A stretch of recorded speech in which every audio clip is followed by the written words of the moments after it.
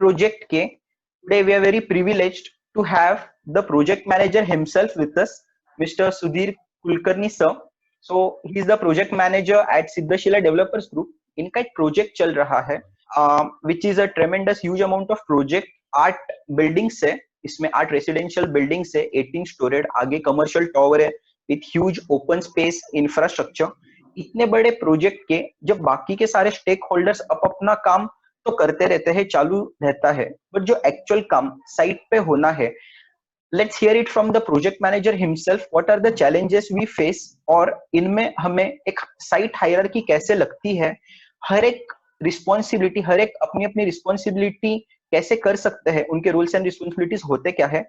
So over to you sir. Good morning students. Yes, sir. A very good morning. Everyone, can you hear, sir? You can just raise your hand once. आप सबको you can hear, sir. Okay, perfect. Yeah. So I just switch off my video and you can take over, sir. Okay. Thanks, sir. Thank you.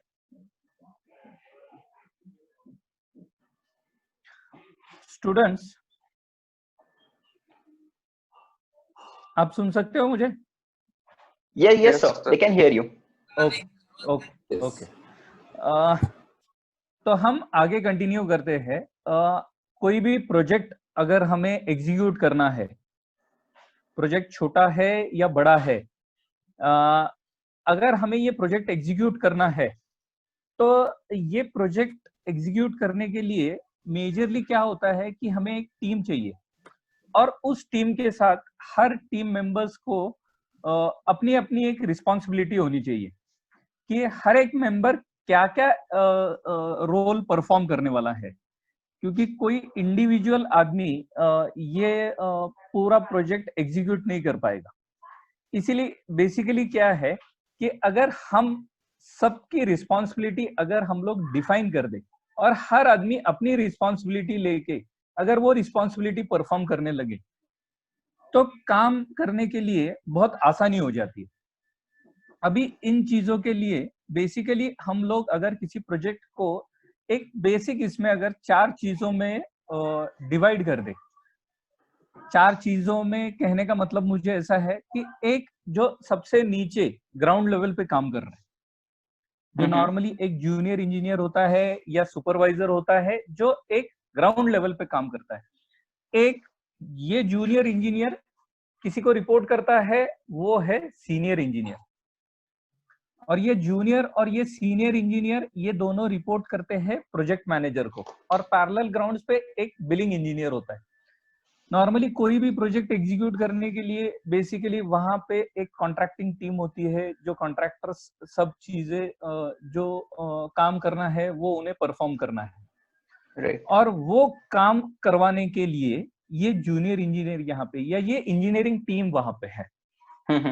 तो हम लोग basically अभी अगर हम लोग एक ब्रीफ इसमें अगर हम लोग देखें कि एक जूनियर इंजीनियर की रिस्पॉन्सिबिलिटीज क्या होती है, अगर हम लोग ग्राउंड लेवल से अगर हम लोग चालू करें, तो कोई भी प्रोजेक्ट अगर चालू करना है, ये जैसे मैं अगर एक्सप्लेन करूं, ये हमारा जो प्रोजेक्ट है ईला, ये जो प्रोजेक्ट है ये एक 8 बिल्डिंग्स ऑफ 16 स्टोरीज, तो ऑलमोस्ट 624 फ्लैट्स है इसमें एक कमर्शियल बिल्डिंग है जो 7 स्टोरी है, जिसमें 2 फ्लोर के ये मैं प्रोजेक्ट के बारे में एक बेसिक इंफॉर्मेशन दे रहा हूँ कि ये प्रोजेक्ट में क्या क्या है, तो इसमें रिस्पॉन्सिबिलिटीज कैसे डिवाइड होगी ये मुझे समझाने के लिए थोड़ी आसानी हो जाएगी. राइट. तो ये कमर्शियल बिल्डिंग जो है ये इसमें 2 फ्लोर शॉप्स है, 3 फ्लोर ऑफिस स्पेस है, और एक 2 फ्लोर जो है ये एक रेस्टोरेंट है.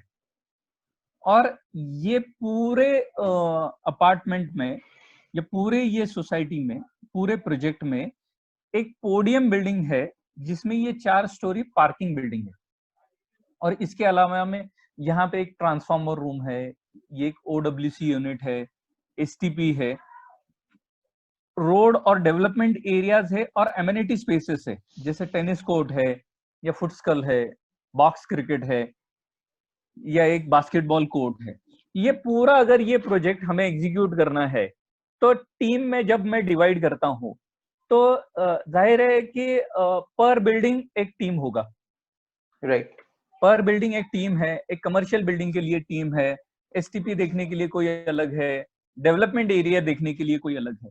ये अगर सबके लिए ये अलग डिवीजन है, लेकिन ये हर डिवीजन में एक 4 या 5 लोगों की टीम है। जो ये 4 और 5 लोगों की टीम, हर एक टीम को क्या करना है, तो उसमें एक जूनियर इंजीनियर है। ये जूनियर इंजीनियर, इसका रोल क्या है, तो इसका रोल ये है कि ये डेली साइट एक्टिविटीज उसके स्कोप में जो है वो काम उसे करना है। तो उसमें सबसे पहले उसे क्या करना है, एक चेकलिस्ट प्रिपेयर करनी है। एक चेकलिस्ट के साथ वो काम करेगा कि उसको पता होना चाहिए कि उसे दिन में क्या क्या करना है, तो उसकी एक चेकलिस्ट होनी चाहिए। और वो काम एग्जीक्यूट करने के लिए जो इंडिविजुअल चेकलिस्ट होती है, अगर जैसे कोई वो आरसीसी जॉब अगर उसको एग्जीक्यूट करना है तो नॉर्मल एक कॉलम से चेक करना है, तो उसकी एक चेकलिस्ट होती है कि कॉलम में क्या क्या होना चाहिए।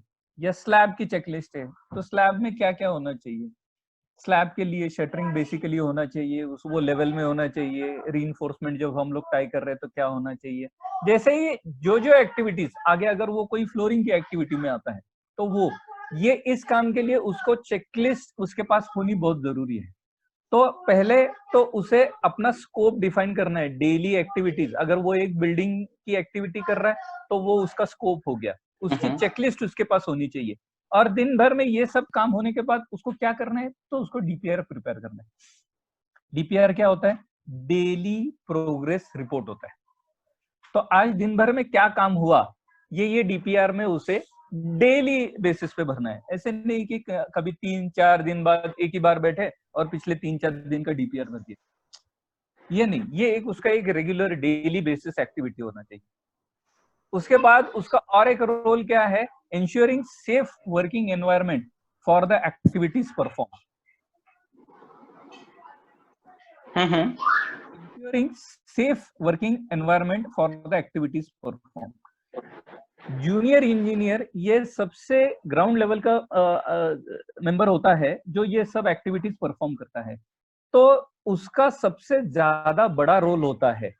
आज हम लोग अगर देखते हैं तो सिविल इंडस्ट्री में सेफ वर्किंग एनवायरनमेंट होना बहुत जरूरी है, क्योंकि हम लोग जो काम कर रहे हैं वो काम करते वक्त ये अगर सेफली एग्जीक्यूट नहीं कर पाए तो ये सबके लिए बहुत तकलीफदेह हो जाती है। वो जो लेबर वहां पे काम कर रहा है, वो लेबर अगर सेफली काम नहीं कर रहा है तो वो उसकी जान तो जोखिम में डाल रहा है और दूसरे की भी डाल रहा है। राइट। फॉर एग्जाम्पल अगर इसको मैं और थोड़ा एक्सटेंड करूं तो आजकल आप लोग भी बहुत सारे इसमें न्यूज़पेपर्स में ये इसमें देखते हैं कि साइट पर जो एक्सीडेंट्स होते हैं उसका ज्यादा करके ये एक्सीडेंट होने में जो मेजर रोल होता है वो रोल होता है लेबर का। एक रोल होता है वहां पे फैसिलिटीज प्रोवाइड होती है, वो एक बात है, लेकिन ये काम हो रहा है या नहीं हो रहा है ये देखने का जो रिस्पॉन्सिबिलिटी है। अगर वहां पे एक्सटर्नल प्लास्टरिंग का काम चल रहा है और वो बंदा अगर उस जो लेबर काम कर रहा है वो अगर सेफ्टी बेल्ट टाई नहीं करता है, सेफ्टी बेल्ट गले में बांधा हुआ है लेकिन सेफ्टी बेल्ट टाई नहीं किया या सेफ्टी बेल्ट पहना ही नहीं है, ये चीजें सबसे पहले किसे समझ में आएगी, तो जो ग्राउंड लेवल पे सुपरवाइजर है या जो जूनियर इंजीनियर है जिसकी वो एक्टिविटी पे 10 बार राउंड हो जाता है या 4 बार उसका राउंड होता है तो उसे समझ में आता है। ये कोई सीनियर इंजीनियर या प्रोजेक्ट मैनेजर ऑफिस में बैठा हुआ उसको पता नहीं चलेगा कि कहाँ पे क्या हो रहा है। ये डेली उसको मॉनिटर करना पड़ेगा। तो ये एक बात है। उसके बाद ensure material issue consumption record. अभी क्या होता है कि डेली हम लोग जो मटेरियल साइट पे कॉन्ट्रैक्टर्स को इशू करते हैं उसका एक प्रॉपर रिकॉर्ड होना चाहिए, क्योंकि वो रिकॉर्ड हमको अगर ये रिकॉर्ड के बारे में अगर ध्यान नहीं दे तो हमें पता ही नहीं चलेगा कि कौन सा स्टॉक खत्म हो गया। तो आज सुबह मुझे अगर कोई चीज एग्जीक्यूट करनी है और पता चला कि वो मटेरियल मेरे स्टॉक में नहीं है क्योंकि उसका कंजम्पशन रिकॉर्ड मैंने नहीं रखा है, क्योंकि मैंने 100 बैग तो इशू कर दिए थे, उसमें से 50 यूज हुए या 25 यूज हुए, उसका स्टॉक, उसके पास का स्टॉक खत्म हुआ है। क्योंकि क्या है, नॉर्मली अगर आप ये इंश्योर करो कि कॉन्ट्रैक्टर्स जो काम एग्जीक्यूट करते हैं तो उसके पास एक बड़ी अच्छी खासी टीम नहीं होती है, उसके टीम को हमें संभालना पड़ता है। उसे अगर हमें संभालना है तो ये ग्राउंड लेवल का जूनियर इंजीनियर, इसको ये चीजों का डिटेल उसके पास होना चाहिए। क्योंकि जब अगर काम एग्जीक्यूट करने जाए और मटेरियल साथ में नहीं हो तो वो एक्टिविटी परफॉर्म नहीं हो पाएगी। दूसरी एक बात आगे की, ये दिन भर जो ये एक्टिविटी परफॉर्म हो गई है तो उसकी हाउसकीपिंग भी होनी चाहिए। नहीं तो क्या होता है कि आज मैंने काम कर दिया, उसका कचरा वहीं पे वैसे ही पड़ा है, कल कर दिया, परसों कर दिया, 8 दिन मैंने देखा कि वो कचरे का ढेर लग गया है, या जो रिमेन्स है, जैसे प्लास्टरिंग कर दिया है तो वो प्लास्टर होने के बाद जो सैंड वहां पे, या जो प्लास्टरिंग मटेरियल नीचे पड़ा हुआ है, या जो वो तो सीमेंट के साथ है तो वो सॉलिड हो जाएगा, वो बाद में ब्रेकर लगा के तोड़ के निकालना पड़ेगा। ये अगर डे टू डे बेसिस पे अगर हम लोग ये करते हैं तो हम लोग बहुत सारा लेबर सेव करते हैं और साइट भी क्लीन हो जाती है। और 4 एक्टिविटी जहां पे चलती है तो अगर जिस दिन ये एक्टिविटी परफॉर्म हुई उसकी हाउसकीपिंग अगर उसी दिन हुई तो दूसरा जो आदमी आके वहां पे काम करने वाला है, क्योंकि 4 लोगों का अगर डेब्रिस एक साथ जमा हो गया तो बाद में उसको डिस्टिंग्विश नहीं कर पाते हैं और उसी कॉन्ट्रैक्टर थ्रू उसका क्लीनिंग इम्पॉसिबल हो जाता है। क्योंकि हमारा ये रोल है, हम लोग जो ये काम करवा रहे हैं सब, तो इसके लिए हर एक को जो डेप्यूटेड काम है वो डेप्यूटेड काम, अगर मेरे पास 4 अलग अलग कॉन्ट्रैक्टर्स है और उनसे अगर मुझे काम निकाल के लेना है तो हर कॉन्ट्रैक्टर अपना रोल ही करेगा। और 4 दिन बाद अगर हमने सही वक्त पे उस पर ध्यान नहीं दिया तो ये एक्टिविटी बढ़ जाती है। ये शुरुआत में इसका एहसास नहीं होता है, जब आप 15 दिन 1 महीना चला जाता है और वो एक्टिविटी के बाद दूसरी एक्टिविटी परफॉर्म करनी होती है तो प्रीसीडिंग एक्टिविटी क्लीन होनी चाहिए। अगर वो क्लीन नहीं है तो अगली एक्टिविटी चालू करने में दिक्कत हो जाती है। क्योंकि हमारा काम सिर्फ कोई काम एग्जीक्यूट करना नहीं, वो प्रॉपरली एग्जीक्यूट करना भी है। अगला काम आ जाता है कि ये drawing study and raising RFIs। बहुत बार क्या होता है कि हमें जो काम करना है उसके लिए जब हम लोग ड्राइंग स्टडी के लिए अगर जो एक्टिविटी परफॉर्म करने लगे तब अगर मैंने ड्राइंग स्टडी करना चालू कर दिया और उसमें दिक्कतें आ गई तो वो काम मैं रोक नहीं सकता हूँ। आज मेरे पास 10 लोगों का टीम अगर काम कर रहा है और उसको कोई दिक्कत आ गई कि सर इसको आगे क्या करना है, वो अगर पूछ ले और मैं बोलूँ नहीं नहीं मैं ड्राइंग स्टडी करता हूँ, अरे ये तो इन्फॉर्मेशन इसमें दी ही नहीं, तो ये इन्फॉर्मेशन चलो मैं सीनियर से जाके पूछ लेता हूँ या मैं प्रोजेक्ट मैनेजर से इसका डिसीजन पूछ लेता हूँ, या ये, तो आप वो 10, 20 या 50 लेबर्स जो वहां पे काम कर रहे हैं उन सबको आपने आइडियल कर दिया। ये काम आपको बिफोर हैंड, मतलब ये जो मैंने रोल्स और रिस्पॉन्सिबिलिटी लिखी है इसमें कुछ चीजें डेली करनी है, कुछ चीजें वीकली हो सकती है, लेकिन ये उस एक्टिविटी है। DPR ये डेली एक्टिविटी है। इंश्योरिंग सेफ मटेरियल कंजम्पशन ये डेली एक्टिविटी है। हाउसकीपिंग ये दिन बैठ के अगर स्टडी कर दे तो ये हफ्ते का क्या क्या काम है उसमें ये सब हम लोग कर पाएंगे। रोज ड्राइंग की स्टडी ये एक्टिविटी जो हम लोग परफॉर्म कर रहे हैं उससे पहले ही होनी चाहिए, लास्ट मोमेंट पे नहीं कि अभी वो कॉन्ट्रैक्टर आके पूछे सर ये चालू करना है और मैंने ड्राइंग खोल के देख लिया और ड्राइंग देखना चालू कर दिया और पता चला कि ये ड्राइंग में दिक्कत है। या हम लोग बहुत बार ऐसा होता है कि वो ड्राइंग हम लोग समझ नहीं पाते कि उसमें ये क्या दिया है, ये डिटेल तो मुझे समझ में नहीं आ रहा। ये आप एक्टिविटी चालू करने के बाद नहीं पूछ सकते हो, ये आपको बिफोर हैंड, इसीलिए ये ड्राइंग स्टडी है। आगे आपको ये जो अभी क्या हो जाता है कि हम लोग बहुत सारी एक्टिविटीज जो परफॉर्म करते हैं तो बहुत सारी चीजों में ऐसा है कि उसके फोटोग्राफ्स अपडेट भी लगते हैं। आजकल क्या है कि आपको जो रिपोर्ट्स देने पड़ते हैं तो उसके लिए एक सपोर्टिंग आपके पास फोटोग्राफ्स भी होने चाहिए। अगर मैंने कोई एक्टिविटी परफॉर्म की है और उसका मुझे आगे रिपोर्ट करना है तो मुझे फोटोग्राफ्स होने चाहिए। तो दिन भर में जो आप एक्टिविटी परफॉर्म कर रहे हो तो वो जो एक्टिविटी खत्म हो जाएगी तो उसके फोटोग्राफ्स भी लेना, ये भी एक रोल है। जो कोई सीनियर बताएगा तो फोटो लेना ये नहीं है, क्योंकि अगर क्या है 8 दिन बाद अगर आपका प्रोजेक्ट मैनेजर या आपका सीनियर आपको पूछता है, अरे वो जो काम किया था उसको कोई फोटो है क्या तुम्हारे पास, उसका क्या, या उसमें कोई दिक्कत है, या उसका मुझे फोटो भेज देना, वो मुझे देखना है कैसे एक्टिविटी परफॉर्म हुई है, तो मैं बोलूँ नहीं नहीं सर अभी देखता हूँ, मैं जाके ले लेता हूँ अभी फोटो। तो ये सही नहीं होता है। तो आप ये भी आपका एक डेली एक्टिविटी जैसा ही है, आपको कोई मांगे नहीं मांगे आप फोटोग्राफ्स रखो, तो जब आपको कोई कुछ पूछेगा, ये एक होमवर्क जैसा चीज होता है।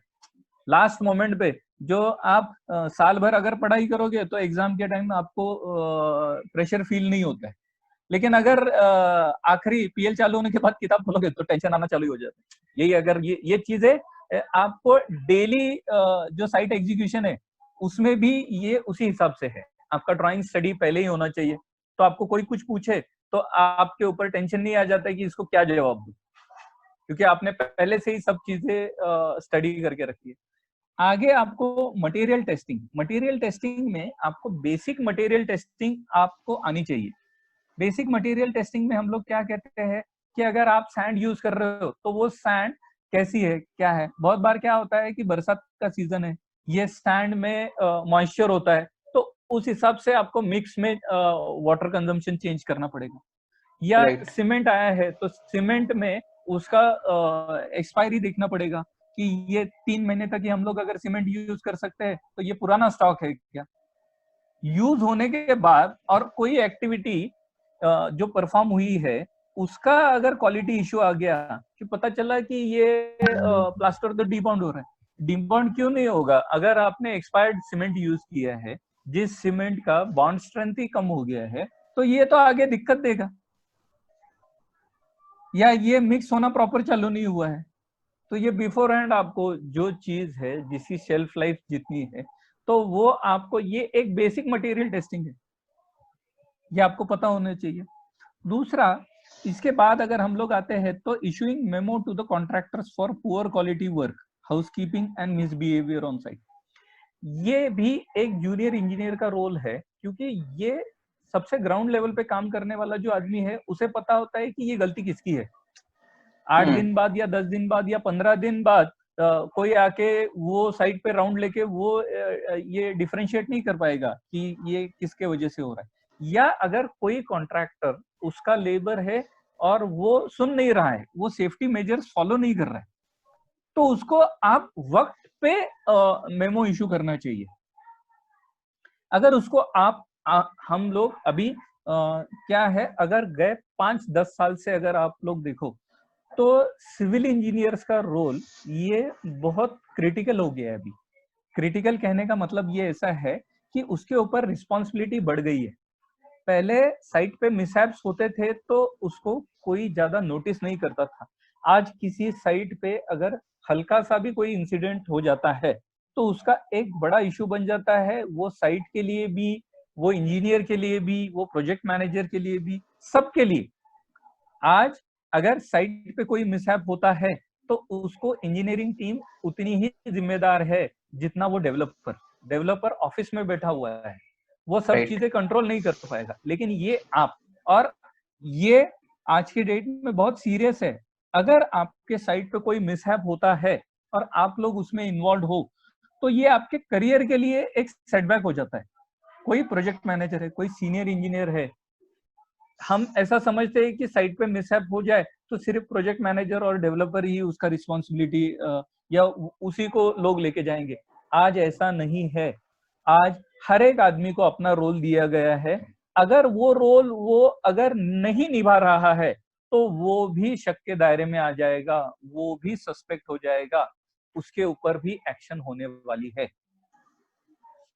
तो इस चीज के लिए अगर आप कहोगे कि नहीं ये तो फिर लेबर ने सुना ही नहीं मेरा ये, तो इसी चीज के लिए ये साइट पर रेगुलर बेसिस पे मेमोज इशू होने चाहिए कि मैं एक्शन ले रहा हूं, मैंने मेरे तरफ से एक्शन ले ली। अगर वो नहीं राइट। सुन रहा है तो ये आगे की जिम्मेदारी सीनियर्स की हो जाती है कि 4 बार उसे मेमो इशू किया गया है। अगर कोई कॉन्ट्रैक्टर है जिसको रेगुलर बेसिस पे मेमो मिल रहे हैं लेकिन वो परफॉर्म नहीं कर रहा है तो उसे निकाल दिया जाएगा। लेकिन उसको निकालना है तो उसको कुछ बेस तो होना चाहिए। सर तो ये मेमो उस केस में execute- एक ब्लैक एंड व्हाइट में हो जाएगा अपने पास कि we had brought this to your एक नोटिस। ब्लैक एंड व्हाइट में हो जाएगा कि मैंने बिफोर हैंड मैंने बता दिया है। पुअर क्वालिटी जॉब भी है, अगर वो कॉन्ट्रैक्टर को रिस्पॉन्सिबल करना है तो भी मुझे पहले ही ये बताना चाहिए। गलती होने के बाद पोस्टमार्टम से कुछ हासिल नहीं होता है। जब राइट। कोई चीज गलत हो जाती है या कुछ हो जाता है तो मैं बोलूँ नहीं सर मैंने तो उसको बोला था। What is the proof you have that you have instructed him? ये प्रूफ के लिए ये रेगुलर बेसिस पे ये मेमोज इशू होने चाहिए। आगे इसके बाद हम लोग आते हैं रेजिंग एमआरएन। एमआरएन का मतलब होता है मटेरियल रिक्वेस्ट नोट या मटेरियल रिक्वायरमेंट नोट। अगर आपको जो मटेरियल चाहिए उसकी रिक्वायरमेंट ये आपको देनी है। ये अगर हम लोग जनरली देखें तो ये एक जूनियर इंजीनियर की ये बेसिक रिस्पॉन्सिबिलिटी है। अभी हम लोग एक नेक्स्ट स्लाइड पे आ जाते हैं यस सर। जिसमें सीनियर इंजीनियर।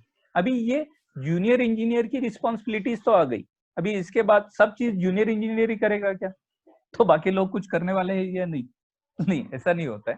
तो हर एक का अपना रिस्पॉन्सिबिलिटी है। जूनियर इंजीनियर के बाद सीनियर इंजीनियर की ये रिस्पॉन्सिबिलिटी है कि जो जूनियर्स उसके अंडर काम कर रहे हैं तो वो सही ढंग से काम कर रहे हैं कि नहीं। ensuring the junior engineer is working according to the checklist provided। क्योंकि अपने यहाँ क्या होता है कि हम लोग अगर सोचे कि मैंने इसको इंस्ट्रक्ट कर दिया मैंने उसको इंस्ट्रक्ट कर दिया तो वो काम कर लेगा, ऐसा नहीं होता है। जैसे हम लोग आम तरह से देखते हैं कि चौराहे पे सिग्नल तो होता है लेकिन उसको फॉलो करने के लिए हमें ट्रैफिक पुलिस रखना पड़ता है। अगर हर आदमी अपना सिग्नल अगर खुद ही फॉलो कर दे तो ट्रैफिक पुलिस की जरूरत नहीं है, लेकिन क्या है फॉलो नहीं होता है। तो ये जूनियर इंजीनियर सही ढंग से काम करेगा क्या नहीं, ये देखने के लिए ये सीनियर इंजीनियर है कि ये काम हो रहा है। हाँ, ये डेफिनेटली ये जूनियर इंजीनियर सीनियर इंजीनियर का लोड कम कर देता है। जो अगर 4 अलग अलग एक्टिविटीज परफॉर्म हो रही है और जो जूनियर इंजीनियर के स्कोप में है तो एक सीनियर इंजीनियर ये 4 जूनियर इंजीनियर को मॉनिटर करके या उसका जो एक्टिविटी चल रहा है और उसको जो जरूरी चीजें है जैसे हम लोग आगे देखेंगे। अभी ये तो वो इंश्योर कर रहा है कि जूनियर इंजीनियर चेकलिस्ट के हिसाब से काम कर रहा है, उसे वो चेकलिस्ट समझ में आ रही है, वो उसी को फॉलो कर रहा है नहीं कर रहा है, या कॉन्ट्रैक्टर उसका सुन रहा है नहीं सुन रहा है, ये भी चीजें इसमें आ जाती है। उसके आगे आ जाता है material management of area allocated. अभी जो एमआरएन जूनियर इंजीनियर ने रेज की है वो मटेरियल का मैनेजमेंट ये सीनियर इंजीनियर की रिस्पॉन्सिबिलिटी है। क्योंकि जूनियर अगर सब जगह भागदौड़ करेगा तो उसको बाकी चीजों में फॉलोअप लेने के लिए वक्त कहाँ मिलेगा। तो उसे क्या करना है, material management of the area allocated, follow up with the contractor for sufficient man power. अभी ये जो एक्टिविटी परफॉर्म करनी है इसके लिए अगर सफिशिएंट मैन पावर नहीं होगी तो ये जूनियर बंदा काम कैसे करवा के लेगा। तो ये सीनियर का रिस्पॉन्सिबिलिटी होता है कि वो कॉन्ट्रैक्टर को फॉलो करे और देखे कि उसकी मैन पावर सफिशिएंट है। अगर जूनियर इंजीनियर रेगुलर बेसिस पे डीपीआर प्रोवाइड करता है तो उससे पता लग जाता है कि ये मैन पावर जो है ये कितनी है क्या है, ये तो एक सीनियर को मिल जाता है इंफॉर्मेशन और उसके बेसिस पे वो ये डिसाइड कर सकता है कि ये सफिशिएंट है या नहीं है। आगे आ जाती है material delivery coordination with purchase and store. MRN raise हो गया है, वो मटेरियल मुझे 10 दिन बाद चाहिए लेकिन मैं 10वें दिन किसी को पूछ के मटेरियल मेरे हाथ में नहीं आएगा। ड्यू कोर्स में ये चीजों में मुझे ये भी इंश्योर करना है कि ये मटेरियल मुझे 10वें दिन लग रहा है तो वो पहले ही मेरे पास होना चाहिए। इसके लिए जो स्टोर्स है या परचेस है इसके साथ कोऑर्डिनेशन ये सीनियर इंजीनियर का रोल है। उसके बाद आता है reconciliation of the material on site. अभी ये जो मटेरियल प्रोवाइड किया जा रहा है तो अगर कोई स्पेसिफिक जॉब है जिसमें अगर पता चलता है कि एक फ्लोर है, एक फ्लोर में मुझे 5000 स्क्वायर फीट टाइल जानी चाहिए तो वो 5000 स्क्वायर फीट टाइल जा रही है या 6000 जा रही है, ये तो रेगुलर बेसिस पे रिकंसाइल होना पड़ेगा। तो ये रिकंसिलेशन ये सीनियर इंजीनियर का जॉब है, जूनियर का नहीं है। जूनियर का काम क्या है, वो मटेरियल कंजम्पशन का रिकॉर्ड रखे, वो रिकॉर्ड बेसिस पे ही सीनियर इंजीनियर उसको रिकंसाइल कर पाएगा। आगे ये सीनियर इंजीनियर का रोल है कि ये वर्क स्टेटस रिपोर्ट रखे, ये उसके अंडर जो कुछ स्कोप उसको दिया गया है उसका स्टेटस रिपोर्ट उसके पास होना चाहिए।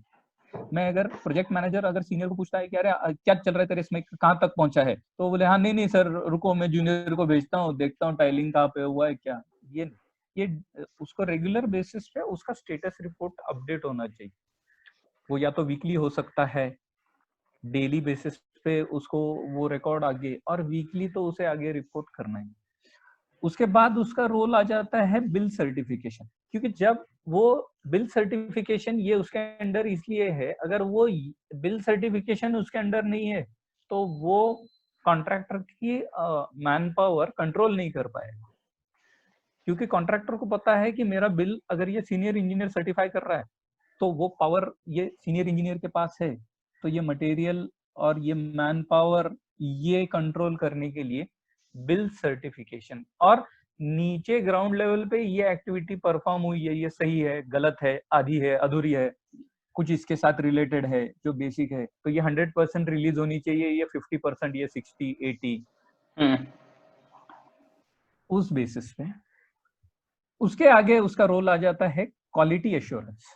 ओके, क्वालिटी एश्योरेंस है, क्वालिटी एश्योरेंस का मतलब ऐसा होता है, अगर मैंने मटेरियल सही क्वालिटी का लिया है, अगर मैंने चेकलिस्ट फॉलो की है, तो मेरी क्वालिटी एश्योर हो जाएगी।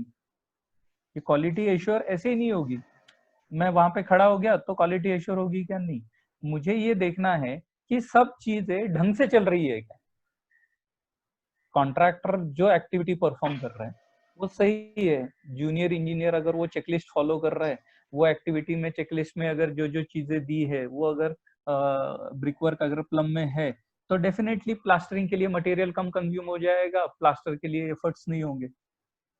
लेकिन अगर आपने ब्रिक वर्क के वक्त ध्यान नहीं दिया तो आगे आपके एफर्ट्स बढ़ते ही जाएंगे, क्वालिटी एश्योर कहाँ होगी, हर लेवल पे अगर हम लोग क्वालिटी चेक्स रखें तो क्वालिटी एश्योर होने वाली।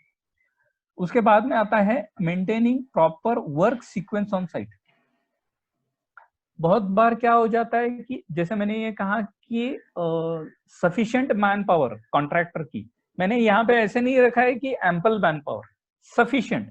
सफिशिएंट का मतलब क्या होता है कि वहां काम के लिए जितनी जरूरी है उतनी रखनी चाहिए, राइट, ये चीज ये material maintaining proper sequence of के लिए भी होता है। क्योंकि क्या हो जाता है, कभी ऐसा हो जाता है कि जो सक्सीडिंग एक्टिविटी है उसकी मैन पावर बहुत है और प्रीसीडिंग एक्टिविटी की मैन पावर कम है, तो ये मैन पावर ज्यादा होने के वजह से ये इंजीनियर पे प्रेशर आ जाता है कि अभी उसकी मैन पावर आइडियल क्यों रखनी है, तो एक काम करें हम लोग प्रीसीडिंग एक्टिविटी नहीं भी हो तो भी सक्सीडिंग कर दें।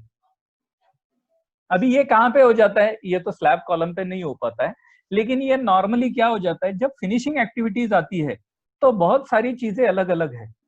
अगर आप देखोगे मेरा टॉयलेट में वाटरप्रूफिंग मुझे करना है, बालकनी में वाटरप्रूफिंग मुझे करना है, ड्राई बालकनी आजकल जो नई एक ऐड है उसमें मुझे करना है।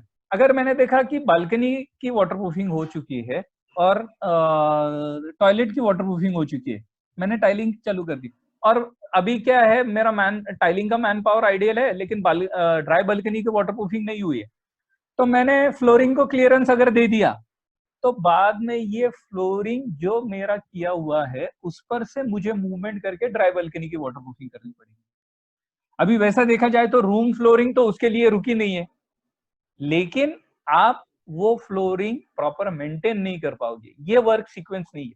वर्क सीक्वेंस में हम लोग क्या कहते हैं कि अंदर की सब सिविल एक्टिविटीज होनी चाहिए, सब सीमेंटिशियस एक्टिविटी होनी चाहिए, और फ्लोरिंग करे तो ये फ्लोरिंग बाद में हमें मेंटेन नहीं करनी पड़ेगी, नहीं तो फिर ये क्या करना पड़ेगा, ये फ्लोरिंग किया है इसको किसी चीज से ढक दो, इसको मेंटेन करो, हम लोग अननेसेसरी एफर्ट्स ले रहे हैं, और अगर उस पे मूवमेंट जितना ज्यादा होगा उतना वो डैमेज होने का चांस है, क्योंकि ये जो अब की हुई फ्लोरिंग है ये हमें पोजीशन तक मेंटेन करनी होती है। राइट, हल्का सा भी स्क्रैच है या कोई टाइल अगर हल्की सी चिप ऑफ हुई है तो कोई कस्टमर उसको एक्सेप्ट नहीं करता है, और ये बाद में ये रिप्लेसमेंट ये किसकी रिस्पॉन्सिबिलिटी है या ये किसका स्कोप है, ये किसके अंडर जाएगा, इसलिए ये प्रॉपर वर्क सीक्वेंस मेंटेन करना ये बहुत जरूरी है। हर चीज का अगर हमारे पास सीक्वेंस हो तो हमारे रिवर्क्स बहुत कम हो जाते हैं, वरना रिवर्क्स बहुत बढ़ जाते हैं। मतलब कोई एक्टिविटी परफॉर्म करने के बाद भी उसमें रिवर्क में हमारा एफर्ट्स ज्यादा चला जाता है। ओके। ये जैसे हमें पता चलता है कि ये देखो बैकलॉग्स में ये बहुत होता है, अगर पढ़ाई पूरी नहीं हुई है तो वो सब्जेक्ट 2 बार देना पड़ा तो उसके लिए डबल एफर्ट होता है।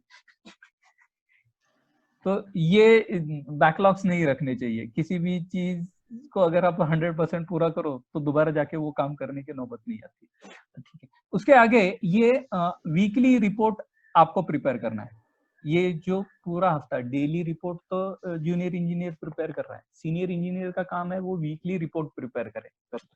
उसकी सोच बड़ी होनी चाहिए, उसका प्रोफाइल बड़ा है वो बड़ा। उसके बाद आगे उसके पास आता है keeping the proper written communication with the contractors regarding incomplete poor quality job. ये उसी का एडिशन है जो जूनियर इंजीनियर्स मेमो इशू कर रहा है। तो ये मेमोज एक छोटे फॉर्मेट्स में है, ये छोटे काम के लिए कि कोई छोटी एक्टिविटी उसने ये कर दी। अगर कोई कॉन्ट्रैक्टर के बारे में पता चल रहा है कि इसको 10 मेमो इशू हो गए, 4 मेमो, अरे इसको बार बार मेमो इशू करने पड़ रहे हैं, तो उसके लिए एक प्रॉपर रिटन कम्युनिकेशन कॉन्ट्रैक्टर की तरफ ये करने का जिम्मेदारी सीनियर इंजीनियर का है। उसके बाद में उसका preparing work schedule and monitoring it regularly to avoid delay. उसे एक शेड्यूल बनाना चाहिए कि किस एक्टिविटी को कितने दिन लग रहे हैं, किस एक्टिविटी को कितने दिन लग रहे हैं, और उसे मॉनिटर करना चाहिए कि ये उतने ही दिन में हो रहा है। ये अगर वो मॉनिटर करते रहे, ये शेड्यूल अगर उसके पास है, तो कोई भी प्रोजेक्ट डिले होने का कोई रीजन नहीं। राइट। तो ये रहा जूनियर और सीनियर इंजीनियर का रोल। अभी इसके आगे हम लोग आते हैं बिलिंग इंजीनियर की तरफ। अभी बिलिंग इंजीनियर के लिए आजकल ये एक एडिशनल रिस्पॉन्सिबिलिटी हो गई है, रेरा रिपोर्ट्स। रेरा जैसे एक 3-4 साल हो गए अभी ये रेरा एक्ट जो है ये इम्प्लीमेंट हो चुका है। अभी इसके सीरियसनेस बढ़ते जा रहे हैं क्योंकि रेरा जो जो कंप्लायंसेस मांग रहा है उस सब चीजों के लिए, तो ये रेरा के रिपोर्ट्स ये बिलिंग इंजीनियर के स्कोप में होने चाहिए। ये बिलिंग ये इसके लिए कोई और अलग आदमी भी आप लग सकते हो अगर आपका प्रोजेक्ट बड़ा है, लेकिन एक नॉर्मल बिलिंग इंजीनियर के लिए ये आसान इसलिए हो जाता है क्योंकि उसके पास स्टेटस आ जाता है, वो बिलिंग कर रहा है या ये खर्चा उसके पास आ रहा है, उसके पास कॉन्ट्रैक्टर बिल आ रहे हैं, तो उसके लिए ये CA as well as architect ऐसे हम लोग कहते हैं। तो रेरा के आजकल क्या है, 2 रिपोर्ट्स देने पड़ते हैं, एक आपका साइट का एक्सपेंस देना पड़ता है और एक आपका साइट का वर्क स्टेटस। आर्किटेक्ट का सर्टिफिकेट नहीं होगा। आज करंट सिचुएशन में ऐसा है कि रेरा के अगर रिपोर्ट्स आपके पास या रेरा का आर्किटेक्ट का सर्टिफिकेट नहीं है, आज हम लोग ये नहीं कह सकते कि मेरा काम इतना हुआ है, ये मुझे सर्टिफाई करना पड़ता है मेरे कंसल्टेंट, मेरे आर्किटेक्ट से। वो अगर कहता है कि ये काम हुआ है तो ही उसके अगेंस्ट के पैसे हम लोग, जैसे एक रेरा का अकाउंट है, रेरा के अकाउंट में से अगर हमें पैसा निकालना है तो उसके लिए ये सर्टिफिकेशन जरूरी होते। मतलब डेवलपर का खुद का पैसा उसे निकालने के लिए ये सब फॉर्मेलिटीज अभी है। ऐसा नहीं कि वो प्रोजेक्ट के इनिशियल स्टेज में ही बहुत सारा पैसा निकाल ले, उसको स्टेजेस में ही ये पैसे निकालने पड़ते हैं और इन सब के लिए ये सर्टिफिकेशन जरूरी है।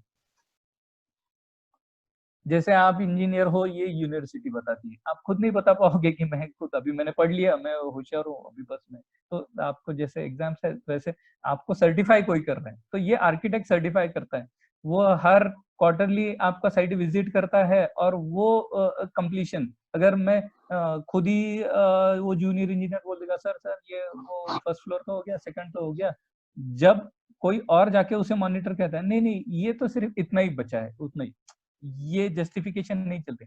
इसीलिए ये थर्ड पार्टी की तरफ से ये सर्टिफिकेशन आजकल लगते हैं, तो उसके लिए ये रेरा रिपोर्ट्स है।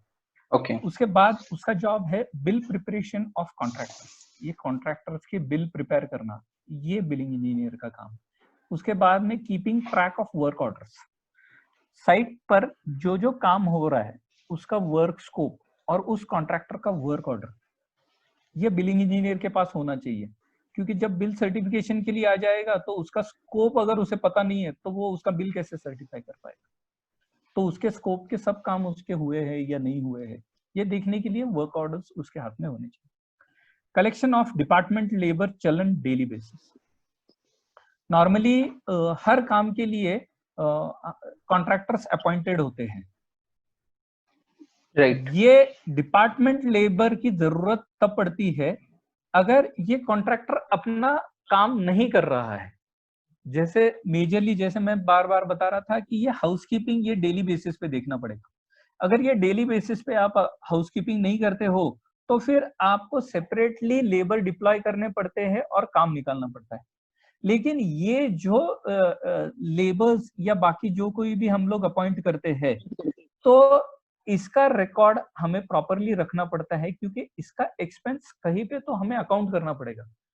एंड ऑफ द डे अगर आपने कहा कि ये कॉन्ट्रैक्टर का जॉब मैंने किया है तो ये नहीं चलेगा। इसीलिए ये रेगुलर बेसिस पे अगर हम लोगों ने इसका रिकॉर्ड रखा तो बिलिंग इंजीनियर के लिए ये आसान हो जाता है।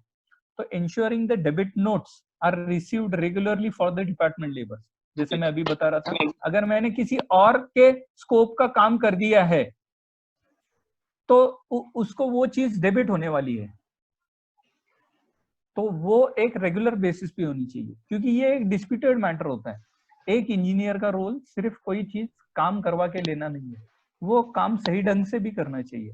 क्योंकि वो जो काम होने वाला है उसके एवज में आप किसी को पे करने वाले हो। कंपनी ने आपको अपॉइंट किया है, आप एक साइनिंग अथॉरिटी हो, आपके साइन पे वो कॉन्ट्रैक्टर का बिल निकलने वाला है। राइट। अगर आपने साइन कर दी, वो कॉन्ट्रैक्टर का बिल निकल गया और पता चला वो जॉब इनकम्प्लीट है, बाद में उसे पूरा करने के लिए जो एडिशनल एक्सपेंस लगेगा, तो कोई डेवलपर आज के डेट में वो छोड़ता नहीं है। वो आपका परफॉर्मेंस पीछे लेके जाएगा, क्योंकि आपने जो सर्टिफाई किया था वो आधा अधूरा था और उस पे अलग से खर्चा करना पड़ा। तो जाहिर है ये आपके परफॉर्मेंस में एडिशन तो नहीं होगा। राइट।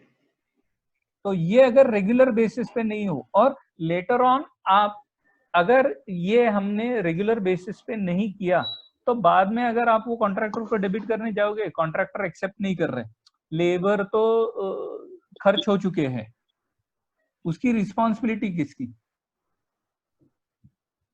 तो ये तकलीफ आगे नहीं हो, इसलिए हम लोगों को ये ensuring the debit notes are received regularly, regular basis पे वो आनी चाहिए। तो जिसकी गलती जब है तभी अगर हम लोग उसे पकड़े तो बाद में तकलीफ नहीं होती। आगे reconciliation of material, senior engineer के साथ बैठ के बिलिंग के साथ में ये रिकंसिलेशन ऑफ मटेरियल भी करना पड़ेगा। उसके आगे का काम है labour compliances of contractors to be cross check with safety officer.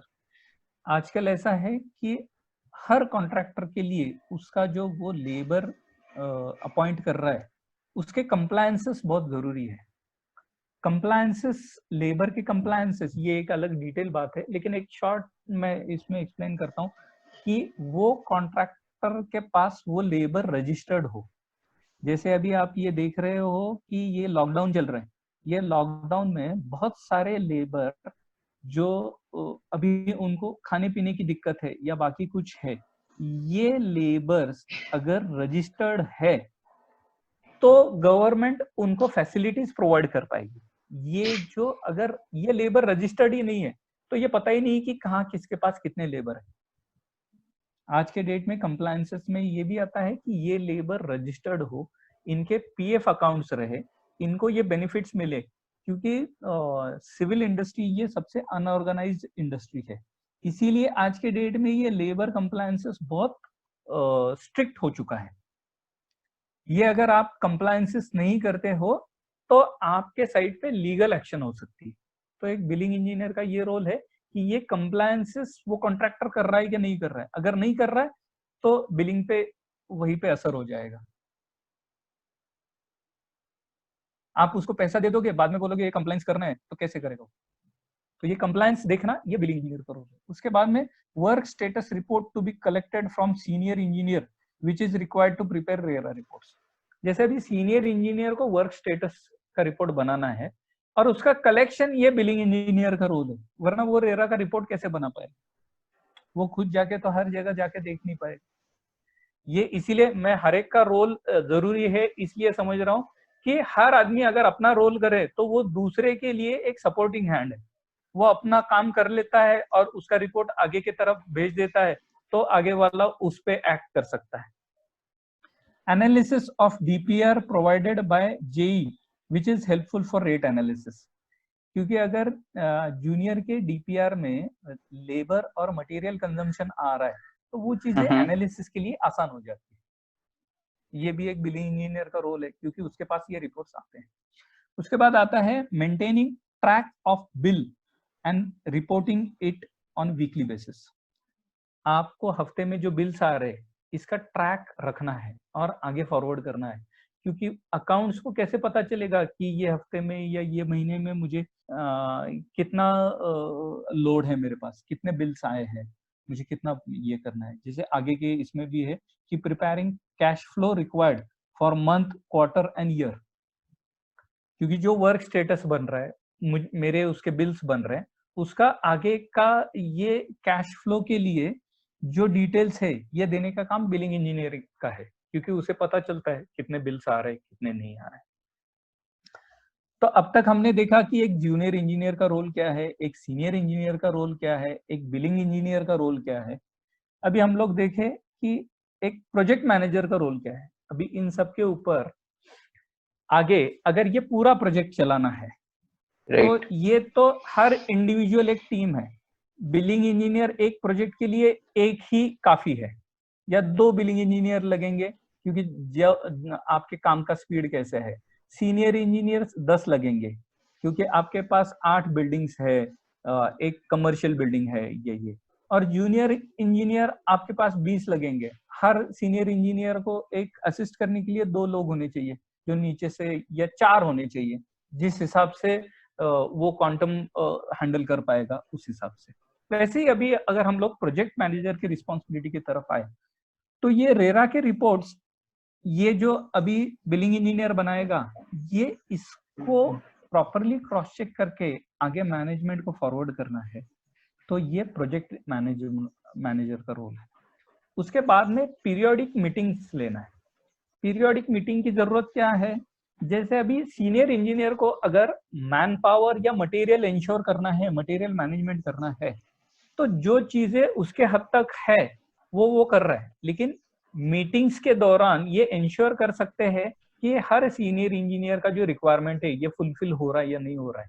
Senior engineer की परचेस के साथ मीटिंग, या मतलब टीम की जो मीटिंग्स, अलग अलग लोगों की मीटिंग्स होनी चाहिए, कंसल्टेंट के साथ मीटिंग होनी चाहिए। अगर कोई साइट पे दिक्कत है, कोई डिसीजन फ्लॉ है, तो हर डिसीजन प्रोजेक्ट मैनेजर नहीं देता है। प्रोजेक्ट मैनेजर का ये रोल है कि जिसकी जो दिक्कतें है उस तक पहुंचाए और उसका डिसीजन में या इसमें कन्वर्ट कर ले। अगर कोई ड्राइंग में डिटेल प्रॉपर नहीं है तो वो प्रॉपरली कलेक्ट होनी चाहिए, वो कंसल्टेंट के पास पहुंचनी चाहिए, उसका प्रॉपर सॉल्यूशन निकलना चाहिए और वो मिलना चाहिए। ये डिसीजन मेकिंग जो है ये प्रोजेक्ट मैनेजर का रोल है। कब क्या होना चाहिए, लास्ट मोमेंट कोई अगर दिक्कत आती है, कोई इमरजेंसी आती है, तो वहां पे डिसीजन लेने का काम ये प्रोजेक्ट मैनेजर को करना ही है। उसके बाद proper work culture on site. हर आदमी अपना अपना काम सही ढंग से कर रहा है या नहीं, या हम लोग एक दूसरे पे लोड डाल रहे हैं। पता चल रहा है वो सीनियर इंजीनियर वो कुछ काम ही नहीं कर रहा है, वो ना मटेरियल मैनेजमेंट देख रहा है, जूनियर पे अननेसेसरी प्रेशर बढ़ रहा है, या जूनियर इंजीनियर सीनियर को रिपोर्ट ही नहीं कर रहे हैं, या ये उसको रिस्पॉन्ड ही नहीं कर रहा है, या कॉन्ट्रैक्टर को बार बार फॉलोअप हो रहा है लेकिन कुछ हो ही नहीं रहा है। तो प्रॉपर वर्क कल्चर जो है साइट पे ये बना हुआ होना चाहिए। ये रिस्पॉन्सिबिलिटी एक प्रोजेक्ट मैनेजर की होती है। उसके बाद में सेफ्टी मेंटेन ऑन साइट। जैसे जूनियर इंजीनियर वो इंश्योर कर रहा है साइट पे, वैसे ये site properly safety measures follow करके ही हो रही है, ये देखने की जिम्मेदारी ये प्रोजेक्ट मैनेजर की है। Material management of overall site. पूरे साइट पे पता चला है एक आदमी को रेगुलरली मटेरियल मिल रहा है क्योंकि वो सीनियर इंजीनियर प्रॉपर फॉलोअप रह रहा है, लेकिन अगर दूसरा कोई नहीं कर रहा है तो साइट पर का मटेरियल मैनेजमेंट तो नहीं हो रहा है ना, इंडिविजुअल किसी इसका, और हर बंदा आपके लिए मटेरियल नहीं आएगा। जैसे 6 सीनियर इंजीनियर है और अपने अपनी मटेरियल रिक्वायरमेंट का फॉलोअप ले रहे हैं, मटेरियल तो परचेस एक साथ ही उस साइट के लिए दे रहे हैं, किसी इंडिविजुअल सीनियर इंजीनियर को नहीं दे रहे। तो ये प्रॉपरली मटेरियल मैनेज हो रहा है या नहीं हो रहा है, या कोई चीजें किसी के पास बहुत एक्सेस पड़ी है और किसी को शॉर्टफॉल है, पता चल रहा है वो इसे दे नहीं रहे। तो ये मैनेजमेंट जो है, ये प्रोजेक्ट मैनेजर का रोल है कि जिसको जब जरूरत है तब मटेरियल मिल रहा है, अननेसेसरी उसकी इन्वेंट्री क्रिएट नहीं हो रही या अननेसेसरी उसका शॉर्टफॉल नहीं हो रहा है। उसके बाद में साइट पे वो वर्क चाहिए, ये देखने की जिम्मेदारी भी project be done in appropriate time. Billing engineer अपना काम कर रहा है, लेकिन वो उसका स्पीड मैच हो रहा है नहीं हो रहा है, वो किस चीज को प्रायोरिटी पे ले रहे हैं, किस चीज को प्रायोरिटी पे नहीं ले रहे हैं, ये देखने का काम प्रोजेक्ट मैनेजर का है। जो चीज फुल फ्लैज चल रही है, जो एक्टिविटी जिस स्पीड से परफॉर्म हो रही है, उसकी बिलिंग भी होनी चाहिए, वरना अगर उस कॉन्ट्रैक्टर को कैश फ्लो नहीं मिल रहा है तो वो उस पर ब्रेक लग जाएगी। ड्राइंग एंड डिलीवरेबल्स, साइट पर ड्राइंग वक्त पे आने चाहिए, डिसीजंस वक्त पे मिलने चाहिए। ये अगर हो जाए तो ही जूनियर और सीनियर इंजीनियर अपने काम कर पाएंगे, नहीं तो वो जूनियर, ये जो सीनियर इंजीनियर को डिसीजन ही नहीं है तो वो क्या काम करना है, वो काम ही नहीं कर पाएगा। तो ये देखने का काम एक प्रोजेक्ट मैनेजर का है। पीरियोडिक ट्रेनिंग फॉर स्टाफ, अपने स्टाफ को एफिशिएंट रखने के लिए रेगुलर बेसिस पे कुछ ट्रेनिंग्स भी होनी चाहिए। जो जो एक्टिविटीज या नया कोई हम लोग प्रोडक्ट मार्केट में आ रहा है या नई कोई मैकेनिज्म हम लोग यूज करने वाले हैं, उसके बारे में जो बेसिक ट्रेनिंग होनी चाहिए स्टाफ को, ये अरेंज करना और ये प्रॉपरली हो रही है नहीं हो रही है, ये देखने का काम प्रोजेक्ट मैनेजर का है। आगे आता है कि रिपोर्ट्स फ्रॉम ईच डिपार्टमेंट और इंचार्ज। अभी जैसे पीरियोडिक मीटिंग्स है, ये मीटिंग्स के लिए ये रिपोर्ट्स हर डिपार्टमेंट से आने जरूरी है। जैसे परचेस से भी रेगुलर बेसिस पे एक रिपोर्ट मिलना चाहिए कि मेरा कितना मटेरियल मुझे रिक्वायर्ड था, उतना मिला है नहीं मिला है, नहीं तो 50,000 रिक्वायरमेंट्स तो जा रहा है लेकिन डिलीवर नहीं हो रहा है, या मटेरियल तो डिलीवर हो रहा है लेकिन साइट पे उसका कंजम्पशन प्रॉपर हो रहा है नहीं हो रहा है। तो हर इंचार्ज के साथ उसके बारे में भी बात करनी पड़ेगी। अरे तुमको तो 10,000 बैग सीमेंट लगने वाला था, ऑलरेडी मैंने 9,000 दिया है और 50% ही जॉब हुआ है, तो क्या गलत हो रहा है, या आपका एस्टिमेशन गलत हुआ है या अपना वेस्टेज ज्यादा हो रहा है। तो ये रेगुलर बेसिस पे ये देखने का काम। फिर हमारी जो सेल्स के साथ जो कोऑर्डिनेशन होना चाहिए, वो मेंटेनेंस टीम के साथ जो हैंडओवर हो चुका है उसके बारे में अगर कुछ दिक्कत है क्या नहीं, हैंडओवरिंग प्रॉपर हो रहा है नहीं हो रहा है, अलग अलग डिपार्टमेंट के साथ जो कोऑर्डिनेशन है, डिजाइन टीम के साथ उसका प्रॉपर कोऑर्डिनेशन होना चाहिए।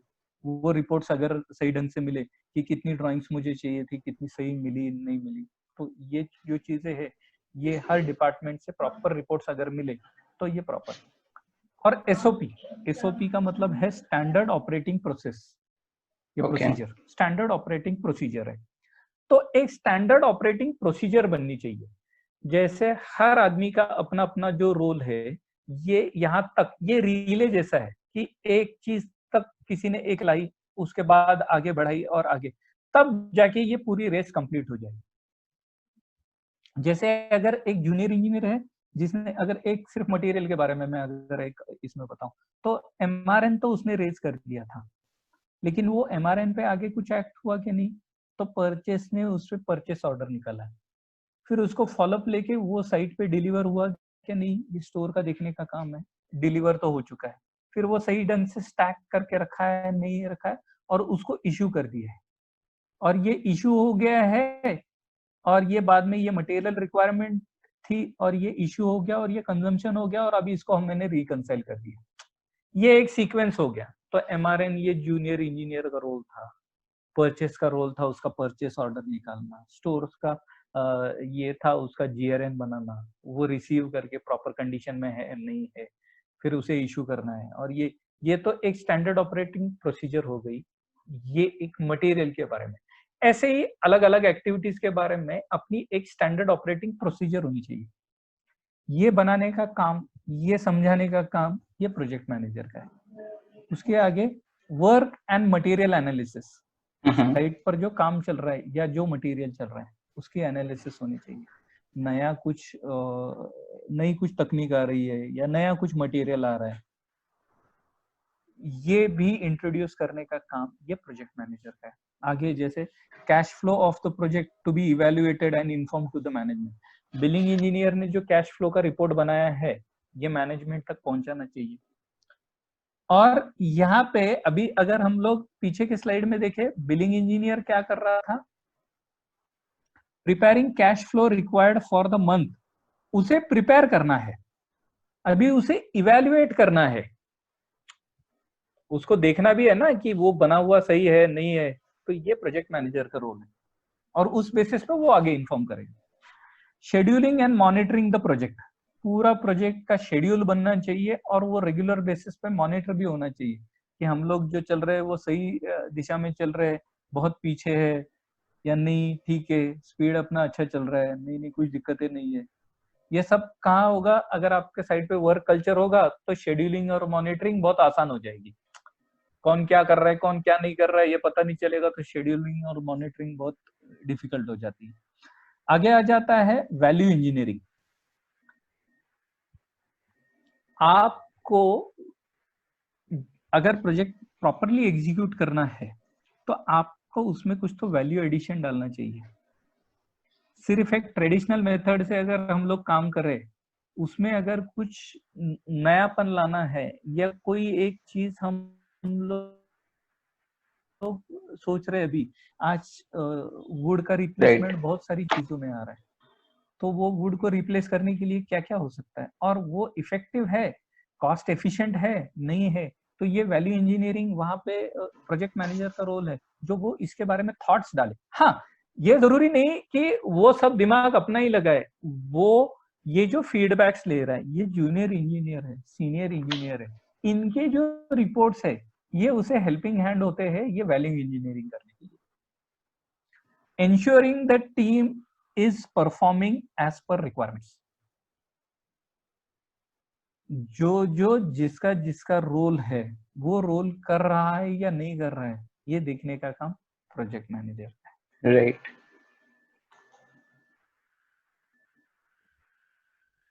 तो अगर हम लोग ये एक हायरार्की के इसमें अगर हम लोग देखें आगे एक फ्लो चार्ट में, जैसे ये बना है कि ये ओनर है, मतलब डेवलपर है, एमडी, या फिर उसके नीचे आते हैं बाकी डिपार्टमेंट्स आते हैं और ये प्रोजेक्ट मैनेजर भी है। और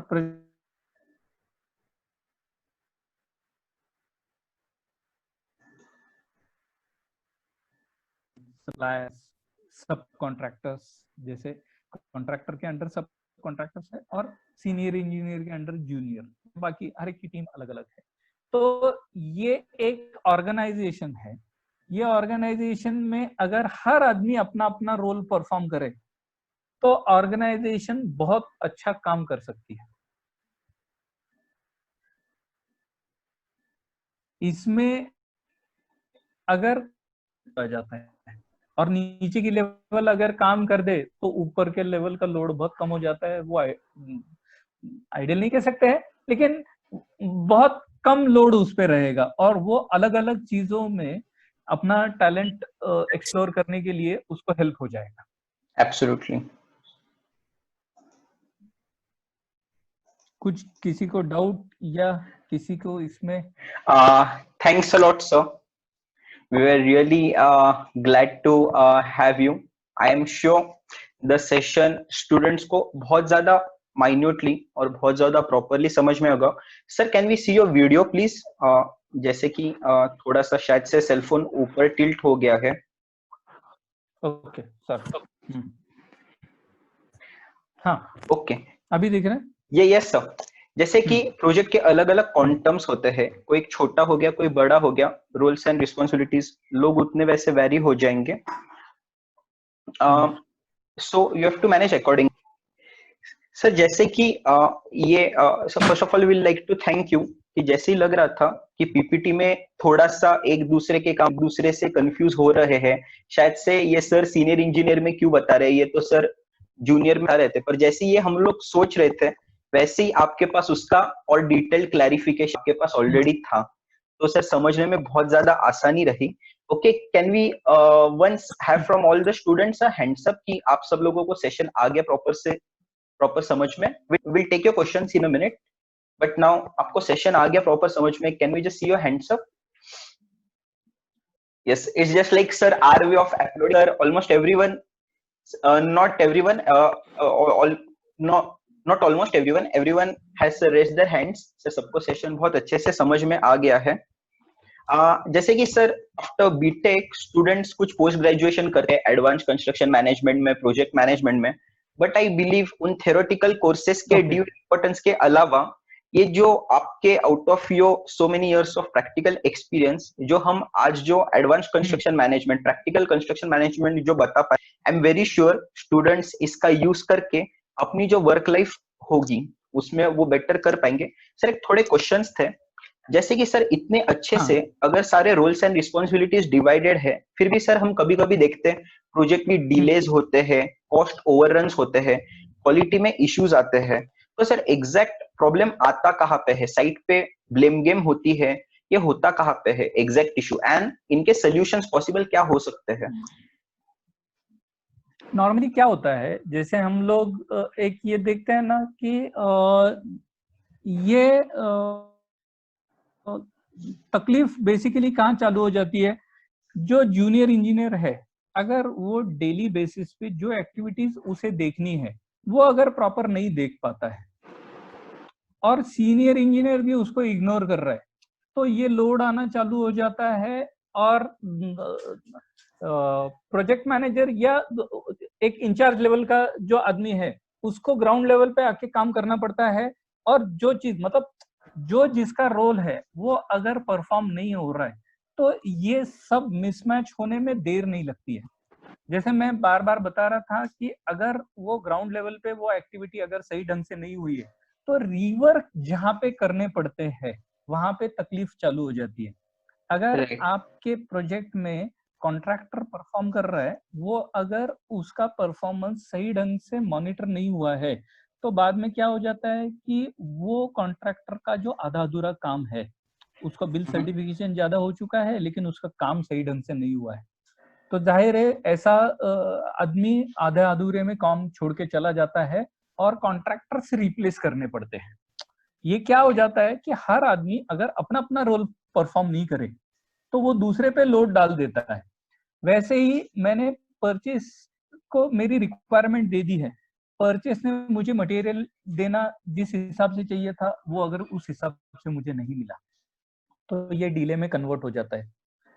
पता चला परचेस ने तो सही से दे दिया था लेकिन मैं ही प्रॉपरली उसको एस्टिमेट नहीं कर पाया कि मुझे कितना चाहिए था, और मैं बार बार उसकी रिक्वायरमेंट्स डाल रहा हूँ।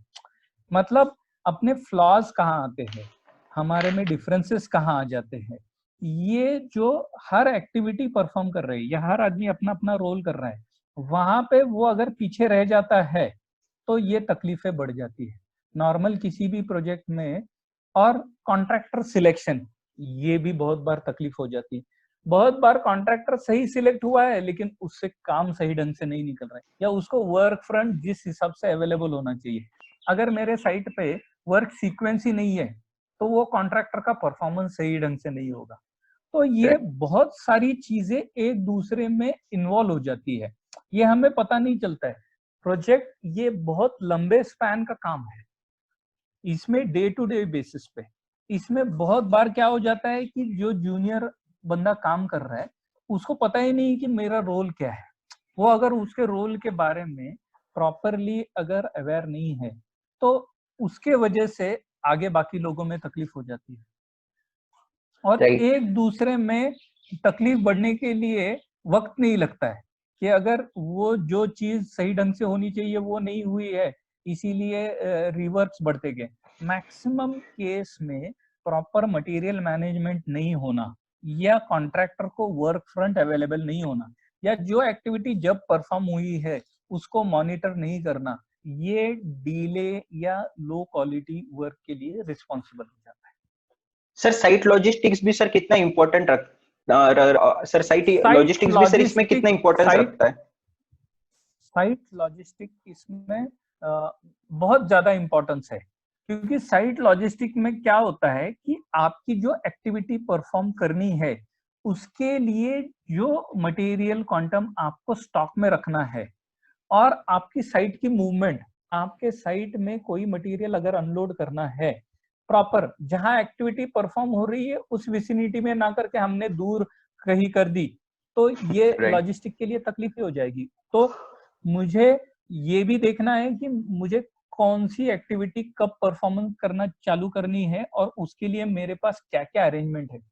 मेरे जब साइट का कंस्ट्रक्शन चल रहा है तो मेरे साइट पे एक्सेस कैसा होगा, हर कोने में मेरा व्हीकल पहुंचना चाहिए, या मेरा स्टोर स्टॉक जो है वो मैं कहाँ कर सकता हूँ, डबल मटेरियल शिफ्टिंग जहाँ पे नहीं हो, जो मटेरियल हैंडलिंग अगर मैं अवॉइड कर दूं ज्यादा करके तो उसमें वेस्टेजेस कम हो जाते हैं। तो राइट इसमें लॉजिस्टिक का रोल बहुत बड़ा है। पता चला कि डेवलपमेंट बंदे ने वहीं पे एक लाइन खोद दी जहाँ पे किसी की कल कंक्रीटिंग होनी है और उसे वो पंप लेके जाने में दिक्कत हो रही है, तो ये कोऑर्डिनेशन का रोल आ जाता है, एग्जैक्टली। और सर ये सीक्वेंस का रोल आ जाता है, ये शेड्यूलिंग का रोल आ जाता है। Absolutely sir. सर आई बोलिए। एम श्योर सर काफी स्टूडेंट्स इंटरेस्टेड होंगे, जैसे सर आपने आपका बैचलर्स इन सिविल इंजीनियरिंग आपने सर है, और उसके बाद जो एक यूजुअल एक ट्रेंड बन गया है आज के दिन में कि यार बी के हेलो। बाद स्कोप नहीं है। हेलो। हाँ हाँ हाँ, थोड़ा आवाज कट रहा था। हाँ सर, अभी आ रहा है आवाज? अभी आ रहा है। Yes sir. जैसे कि सर एक कॉमन अभी आज के डेज में हम लोग देख रहे हैं कि सर एक बोला जाता है बी के बाद तो स्कोप ही नहीं है, तो हर कोई गेट के प्रिपरेशन कर रहा है और वो मास्टर्स के लिए जा रहा है, भले ही उन्हें उसमें इंटरेस्ट है नहीं है, पर सिर्फ स्कोप के लिए वो जा रहा है। जैसे सर एक आपकी जर्नी, एक आपने बी सिविल किया एंड सर आपने भी एकदम जूनियर लेवल से प्रोबेबली शुरू किया रहेगा एंड आज आप प्रोजेक्ट मैनेजर तक, एक सक्सेसफुल प्रोजेक्ट मैनेजर तक पहुंच गए।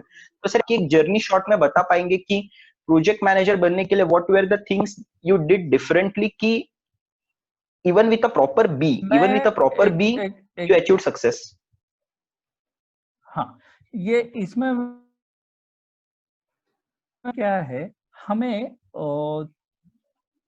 एक्टिविटीज की स्टडी ये अच्छी होनी चाहिए, और जो रोल हमको दिया है वो रोल प्रॉपर आप परफॉर्म करने लगो तो आपका डेवलपमेंट प्रॉपर हो जाता है। मतलब जिस स्टेज में आप जब फ्रेशर होते हो, बहुत बार क्या हो जाता है कि हम लोग जब फ्रेशर होते हैं तब हम फ्रेशर हैं इसीलिए हमको काम नहीं मिलता है, और हमें काम नहीं मिलता है इसलिए हम लोग फ्रेशर रह जाते हैं। ये जो एक ये हो जाता है, आप साइकिल बन जब गई है ना। सब कुछ क्लियर होने के बावजूद अगर साइट पे कुछ इश्यूज आता है तो सर स्टूडेंट्स के लिए सर एक एडवाइस क्या हो सकती है? जैसे ये स्टूडेंट्स अभी अपना करियर स्टार्ट करेंगे, so how can they start? Hello. Yes sir. देख पा रहे ठीक से? Yes sir. जो अभी सुधीर सर जो कह रहे थे बिल्कुल सही कह रहे थे कि जो भी अपनी रिस्पॉन्सिबिलिटी है वो हर एक ने अपनी रिस्पॉन्सिबिलिटी बखूबी से निभानी है। जो अभी वो कहते कहते रह गए कि हर बार यही होता है कि मैं फ्रेशर हूँ या फिर फ्रेशर की वजह से मुझे काम नहीं दिया जाता है। लेकिन देखो, कोई भी काम करने जाएंगे ना, बेसिक होता है कि कोई भी काम करने के लिए लॉजिक लगाना पड़ता है। सिंपल थिंग है। मुझे अगर कुछ भी करना है, आप मुझे अभी साइकिल सीखनी है तो उसकी लॉजिक क्या है कि बाबा पहले क्या करना है सबको पता होता है, फिर आगे जाके क्या करना है वो सबको पता होता है। इसलिए कोई भी हमारा जो काम है ना उसमें हम इन्वॉल्व होने चाहिए। हमको हमारा ड्राइंग स्टडी अच्छे से है, हमको क्या करना है, हमारी एक्टिविटीज क्या क्या है, अगर हमको वो पता है और फिर वो जैसे जैसे हम इतना इन्वॉल्व हो जाते हैं ना वो ड्राइंग्स में, फिर वो काम में, तो ऑटोमेटिकली वो अपना उसका ये बन जाता है, क्या बोलते हैं हम, बन जाता है। राइट। हेलो। ये yes sir, we can hear you sir. तो कहने का मतलब यही है कि अपनी अपनी रिस्पॉन्सिबिलिटी ठीक से निभानी चाहिए, बाकी कुछ नहीं, बाकी सब ऑटोमेटिकली हो जाता है। एब्सोल्युटली। और सर जैसे कि हम लोग अभी साइट पे डे टू डे बेसिस पे एक्सेल पे तो हम लोग ये सारे काम हम लोग करते हैं। जैसे कि सर एमएसपी एक सॉफ्टवेयर काफी बोला जाता है कि सीखो करके, पर जैसे साइट पे ऑन साइट मैनेजमेंट के लिए एमएसपी सर फिर भी अपने यहाँ पे इतना फॉलो नहीं हो रहा है। सो इसमें क्या मेन दिक्कत आ रही है and what are the possible solutions to it? MSP तो बिल्कुल सबको आना चाहिए। क्या होता है ना कि हम अपने आप को अपग्रेड नहीं करेंगे तो इंडस्ट्री अपग्रेड नहीं होगी। राइट। क्या होता है, हाँ, फिर बोलते ना लोग कि मुझे सिविल इंजीनियरिंग करना है, तो फिर मतलब सिविल इंजीनियर को इतना आज सोसाइटी में ठीक से वो वैल्यू नहीं दी जाती। क्यों? क्योंकि हम लोग ही उसको इंडस्ट्री करके हम मानते नहीं है। आज देखो आप 50-50, 15-15, 20-20 साल एक्सपीरियंस किए हुए बंदे हैं मार्केट में, लेकिन उनको आज ऑटोकैड नहीं आता है। राइट। ऑटोकैड बिल्कुल आना चाहिए, बेसिक चीज है, वो बिल्कुल ही आना चाहिए। क्या होता है कि आप ड्राइंग्स ओवरलैप करने हैं आपको। अभी एक प्रोजेक्ट, क्या जैसे आप सर ने अभी जो समझाया था, बड़े प्रोजेक्ट्स में क्या होता है, आपको RCC drawings, architectural drawings, electrical drawings, plumbing drawings, HVAC drawings. HVAC मतलब क्या? Heating, ventilation and AC, air conditioning. ये सब सर्विसेज आने वाले आपके यहाँ पे, तो उसको ओवरलैप करके आपको वो देखना आना चाहिए। आप कब देख सकते हो वो? ऑटोकैड पे हर एक ड्राइंग आप ओवरलैप करोगे। तो इसलिए राइट। सेम थिंग एमएसपी में भी। एमएसपी में क्या होगा कि आपको वर्क सीक्वेंस, जो अभी सर बता रहे थे, सीक्वेंस ऑफ वर्क क्या होना चाहिए, फिर उसके लिए टाइम ड्यूरेशन कितना है, कितने टाइम स्पैन में हमें काम कंप्लीट करना है, कितने टाइम स्पैन में कंप्लीट करना है। इसका मतलब क्या होता है कि मेरे पास रिक्वायर्ड ड्राइंग्स है क्या, फिर मेरे पास रिक्वायर्ड मैन पावर है क्या, मेरे पास रिक्वायर्ड लेबर कॉन्ट्रैक्टर्स है क्या। तो सेम थिंग, तो विजुअलाइजेशन आ जाता है। इसलिए वो आपको आना जरूरी है, और वो एब्सोल्युटली, एक प्लस पॉइंट हो एब्सोल्युटली, जाता है ना, किसी प्लस पॉइंट होता ही है ना। Absolutely. Okay, we'll just thanks a lot, sir. So I guess today's session is okay, very much thank clear to the students as well. They've thoroughly understood okay, the practical terms. जैसे day 2 से हमने start किया था, site logistics management, flow of a project, various stakeholders. आज और भी ज्यादा detail में हम लोग गए कि साइट में एग्जीक्यूशन में रोल्स, रिस्पॉन्सिबिलिटीज, हायरार्की कैसे होती है। Thanks a lot. We were really glad to have you here, sir. We would like to have you again here. Thank you, thank you, thank you all. Okay. Yes. Okay, bye. Thanks a lot, sir. But your हाँ sir, screen is engineering there. Drawings लिखा है screen पे. Is it visible? Yes, yes, yes. Yes, it is visible. But one more, I think, should add on Please, previous sir. topic. Please, sir. Shall We'll I? be glad. Can I? Yes. See, what happened? Ki, Mr. Kulkarni has said very correct information. But one more thing I have to add in that, ki store and purchase. These both departments also very, very much important Mm-hmm. to run the project successfully. Not only that, hierarchies of engineers, apart from that, the ground staff, they call it the ground staff. The store is the most grounded staff. You should not forget at all, because if you don't have store, you can't work Right. more. So store is most important. And how can store will run? अगर best purchase है तो store run होगा ना. Store में सामान कब आएगा? Purchase वाला अगर इफिशिएंट होगा तो आएगा ना. So who will take care of that purchase department? Who will take care of the store department? The same thing has to push up by project manager. इनको ये करना ही है, क्योंकि मटेरियल नहीं है आप दे पा रहे हो, तो फिर आपको आप काम कैसे एक्सपेक्ट करेंगे? एंड वन मोर थिंग कि he has to take monthly appraisal of every staff. Monthly appraisal कि हर एक स्टाफ को उसने पर्सनल लेवल पर पूछना चाहिए कि आपको क्या लैक है, क्या नहीं है, क्या लैक है, क्या नहीं है, कौन कॉपरेट कर रहा है, कौन कॉपरेट नहीं कर रहा है, कौन सा कॉन्ट्रैक्टर कैसा है, कौन सा कॉन्ट्रैक्टर कैसा है. हर एक स्टाफ को उसने वीकली अप्रोच करना चाहिए तो क्या होता है कि कभी भी उसको ऐसा लगेगा नहीं तो प्रोजेक्ट मैनेजर तो बहुत ऊपर की सीढ़ी है, राइट। उससे अच्छा ठीक है जूनियर इंजीनियर को बात करें और छोड़ देवे। वन मोर थिंग कि उधर अपने को सुपरवाइजर्स भी आते हैं, तो वो भी ग्राउंड स्टाफ होता है, तो उनको भी उन्होंने कंसिडर करना चाहिए था कि supervisor also there, storekeepers also there, store manager also there, and purchase manager and purchase staff. So ये सब चीज इन्वॉल्वमेंट होती है उसके अंदर, तो वो भी ध्यान में रखना चाहिए अपने को कि इनके बगैर कभी भी एक सब टीम वर्क है, काम होना ही नहीं है उसके बगैर। Anyway, absolutely. तो जैसे चल मतलब हो जो गया, हमने मालूम एक पड़ा आपको? चार चीजें थी, Yes. So we got to know हाँ फ्यू मोर थिंग्स दैट जैसे जूनियर इंजीनियर्स के और एक हायरार्की पहले सुपरवाइजर्स भी आ जाएंगे एंड एक सुपरवाइजर्स, पैरेलल में store store and keepers, purchase भी आ स्टोर जाएंगे। Managers. Yes, Absolutely great, sir. Great. So, students, do we have any doubts for Vivek Borate, sir, on this particular topic before we move on to our engineering drawings? Any topic on this particular thing? and hierarchy then they can also talk, huh? Don't worry. Yes, absolutely. So, yes. Any queries? Yes, Pranjali, please. Hello, sir. हाँ Sir, I would like to know what is the hierarchy in RMC plant?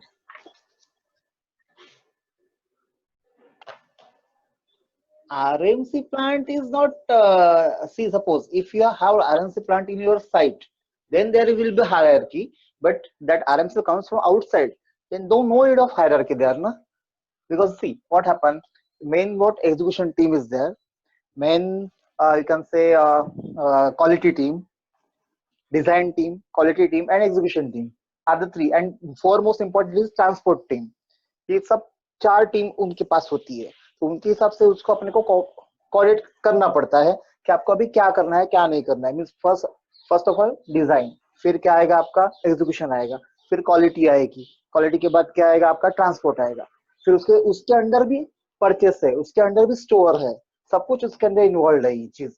तो ये आप RNC plant लेके तो पूरी की पूरा एक प्रोजेक्ट है वो, ये सब चीज आप उधर भी डाल सकते हैं, एग्जीक्यूशन के आइटम उधर डाल सकते हैं, but it is not necessary कि उधर सिविल इंजीनियर ही चाहिए, ऐसा जरूरत नहीं है कि कोई भी मतलब क्या बोलते हैं उसको, क्वालिटी कंट्रोल जो सीखते हैं सिविल इंजीनियर रहेगा तो बेटर है। लेकिन अभी आप देखेंगे तो आपको हार्डली एक या दो ही सिविल इंजीनियर आपको मिलेंगे आरसीसी प्लांट पर, बाकी सब जो रहेंगे दैट इज वो एक्सपीरियंस होने के बाद जो होता है वही बंदे लोग आपको मिलेंगे।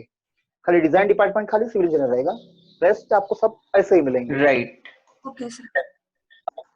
हेलो, यस, और अगर आरएमसी प्लांट अगर Anybody? मतलब हाँ साइट पे इन्वॉल्व नहीं है, आरएमसी अगर अलग से है लाइक इंडिविजुअल, तो वहां हाँ पे भी हायरार्की पोस्ट रहता है ना हाँ उसको इंडिविजुअली मैनेज करने के लिए।